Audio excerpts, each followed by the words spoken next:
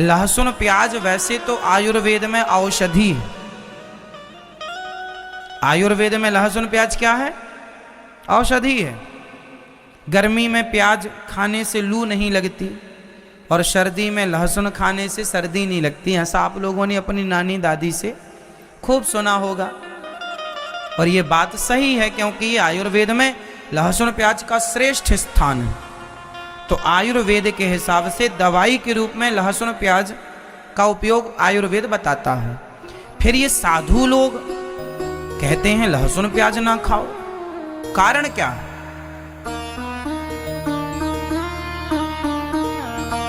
क्यों नहीं खाना चाहिए लहसुन प्याज, आप बताओ। हाँ, आपसे बैठे बैठे उत्तर दो, बिंदास बोलो। लहसुन प्याज का गुण क्या है? लहसुन प्याज जो है ना, शरीर में जाकर शरीर को अत्यधिक वह विचलित करता है, उत्तेजित करता है। ज्यादा ताकत है ना उसमें, उत्तेजित करता है। दूसरा, वह तामसी है, तमोगुण से भरा हुआ है। तो जो लहसुन प्याज का गुण है वह तमोगुण से भरा है, तामसी है। तामसी मतलब क्या होता है? तामस, जो तामसी वृत्ति का व्यक्ति होगा वह आलसी ज्यादा होगा। लहसुन प्याज हमें क्या बनाता है? आलसी बनाता है। और केवल आलसी नहीं, आप समझिएगा, लहसुन प्याज दोनों शरीर को उत्तेजित करते हैं। क्या करते हैं? उत्तेजित करते हैं। तो जो भक्त होता है वो अपने शरीर को शांत रखना चाहता है, वो अपने मन को शांत रखना चाहता है, और लहसुन प्याज गई अंदर उत्तेजित करती है। तो उत्तेजना से जो साधु संतों का तेज है वह बिगड़ जाता है, उनका ब्रह्मचर्य बिगड़ने की संभावना बढ़ जाती है। इसलिए साधु संत कहते हैं भाई हम वो खाएंगे जिससे हमारा शरीर उत्तेजित ना हो। खान पान में कंट्रोल क्यों? भाई जिसे बहुत भोग भोगना है तो आप तो उत्तेजित खाओ, और जिसे मन को साधना कंट्रोल करना है वो अपने खान पान को कंट्रोल करता है। एक कहावत सुनी होगी आप लोगों ने, मैं सुना देता हूं, गांव की है, पता नहीं आप जानते कि नहीं। दाना दुनका जो खाएं उन्हें सतावे काम,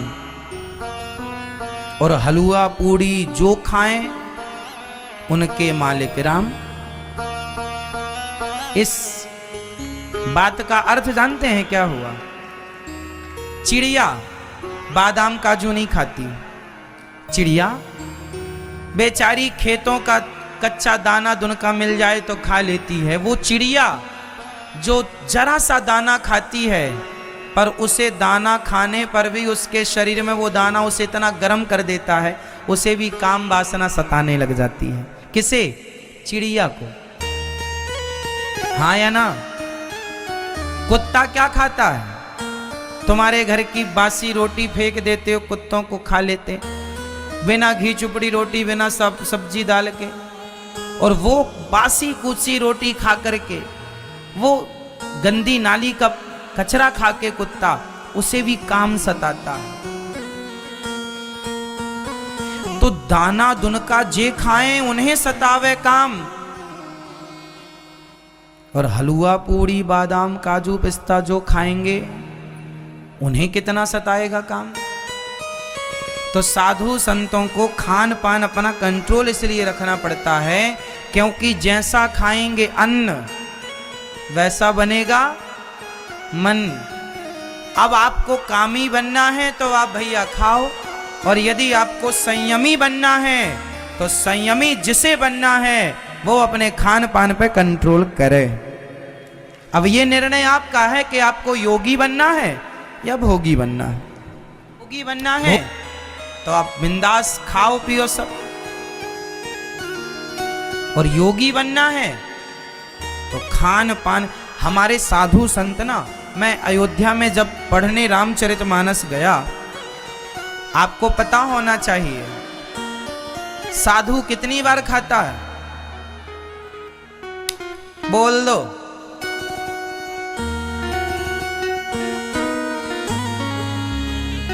जो 2 बार खाए वो साधु हो ही नहीं सकता। 1 बार खाए योगी, 2 बार खाए भोगी और 3 बार खाए रोगी। जो योगी है वो कितनी बार खाता है, जोर से। ये दास अनिरुद्ध ने अभी से हम 1 बार 1 टाइम ही खाना शुरू कर चुके हैं। जब कभी ज्यादा वर्क हो जाता है, ज्यादा काम कर लेते हैं, ज्यादा भूख लगती है तो 2 बार, बट कोशिश करते हैं कि 1 ही बार खाएं। तो ये दास आपके सामने बैठा है। आज भी हमने जरा सी सलाद खाई, जरा सी सब्जी और जरा सा चावल खाया, बस खा लिया ना। अब हो गया रात्रि तक फुल, रात को नहीं खाएंगे, 1 बार ही खाते हैं। हाँ, ऐसा नहीं है कि हम योगी हैं, नहीं, हम 2 बार भी खा लेते हैं। जब हमें ज्यादा भूख सताती है तो खा ले। कोशिश कंट्रोलिंग, मतलब अभी से शुरू कर दिया अभ्यास करना कि भाई 1-2 साल में हमें आदत पड़ जाएगी। अभी से करेंगे तब ना आदत पड़ेगी। तो अभी से हमने शुरू कर दिया है। लाइन में लग गए हैं योगियों की पीछे लाइन में। अब कभी ठाकुर जी कृपा करेंगे तो लाइन में लगे, शुरुआत कर लिए हैं, अपने आप को संतुलित करने की शुरुआत कर लिए हैं। अब आगे हरी इच्छा। हम अपने मन को, अपनी वाणी को तो जीत नहीं सकते, जो ठाकुर जी चाहेंगे वही होगा। फिर भी कोशिश अपनी ओर से चालू है। खाने में कंट्रोल, हम व्यर्थ का नहीं खाते, मतलब का खाते हैं, जरा सा खाते हैं, पौष्टिक खाते हैं, सलाद ज्यादा खाते हैं, कच्चा ज्यादा खाना पसंद है हमें। कच्चा मीन्स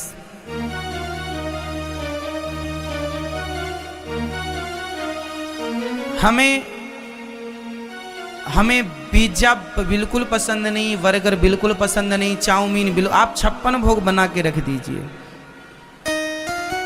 बिल्कुल पसंद नहीं। ये देखो भगवान भी आ गए, देखो भगवान भी कह रहे हैं आप भी योगी बनो, कम खाओ।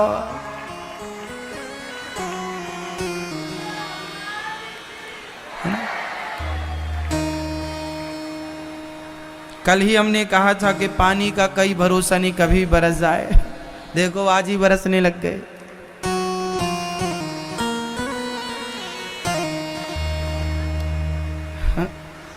तुम चलो आनंद लो बारिश का, अपन तो कथा सुने मस्त। तो हमें किस पर कंट्रोल करना है? अपनी जिह्वा पर। अच्छा एक बात बताओ, 1 बार जो खाए वो कौन? जोर से। योगी। 2 बार खाए भोगी। 3 बार खाए भोगी। 3 बार खाए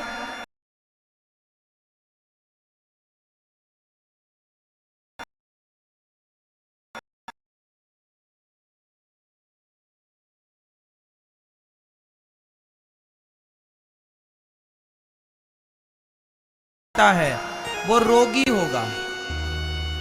कई लोग ना दिन भर खाते हैं, दिन भर पगुराते ही रहते हैं, दिन भर चबाते, जो मिले वो खा लिया। ऐसा नहीं लगता कि उनका पेट है, ऐसा लगता डस्टबिन है, कुछ भी डाल दो। अरे पेट के साथ पेट की तरह व्यवहार करो। बेचारा पेट है, उस पर दया करो। छोटा सा पेट है, इतना रखने की जगह है उसके पास, और आप इतना ठूस देते हैं। ये भी नहीं, पेट बेचारा यहां से मुंह फुलाए रोता, सब ठूस रहे हैं।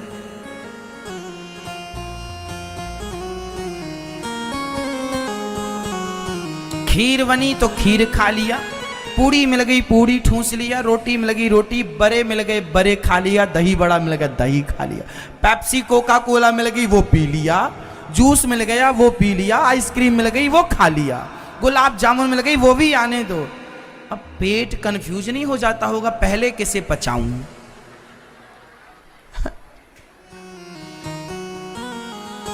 चाय पी लिया और चाय पीने के 2 मिनट बाद आइसक्रीम खा लिया, पेट कंफ्यूज है, पहले गर्म बाद में ठंडा, वो पेट बेचारा तड़पड़ा रहा है। कहां जाऊं हे भगवान, कहां फंसा दिया मुझे, कहां फंसा दिया मुझे।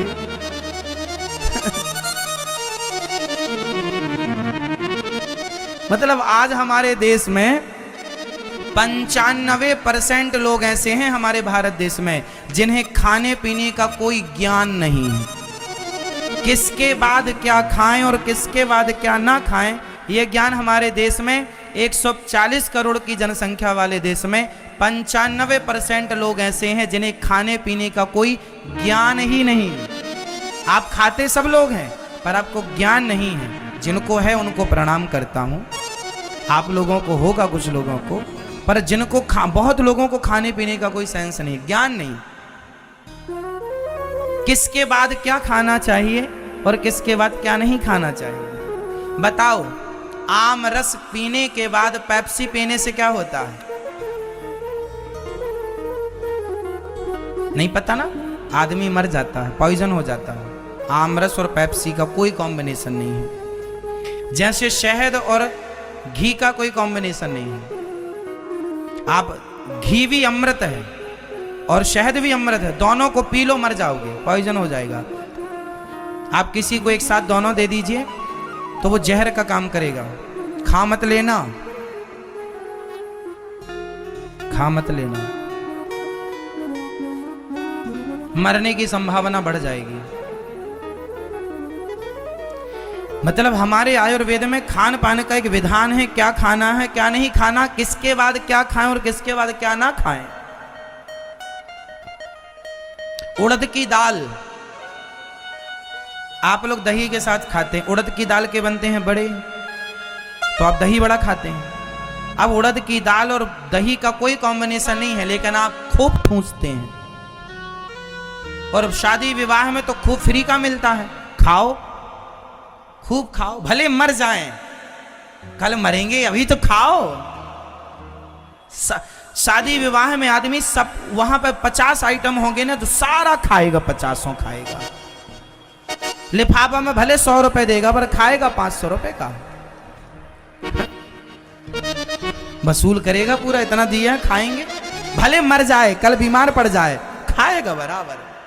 और सब खा के रास्ते में द्वार पे आइसक्रीम मिलती है तो सब खा पी के वो आइसक्रीम खाता। अब बताओ, जब आप भोजन करते हैं तो हमारा पेट भोजन को पचाने लगता है और पचाने के लिए अग्नि होती है जिसे जठराग्नि कहते हैं। जब वो पचा रही होती है तब आप ठंडी ठंडी आइसक्रीम खा लेते हैं तो भोजन पचता नहीं है, सड़ जाता है, और जिससे तमाम आपकी बीमारियां उत्पन्न होती हैं। कितनी बार समझा चुके हैं, लेकिन हमारे देश के लोग सुनने समझने को तैयार नहीं। स्वास्थ्य का ध्यान कौन रखेगा? आपको रखना पड़ेगा। खान पान ठीक करो। 1 बार खाए योगी, 2 बार खाए भोगी और 3 बार खाए जो ज्यादा बार खाता है वह जल्दी मरेगा। ज्यादा खाओगे जल्दी मरोगे, कम खाओगे ज्यादा जियोगे।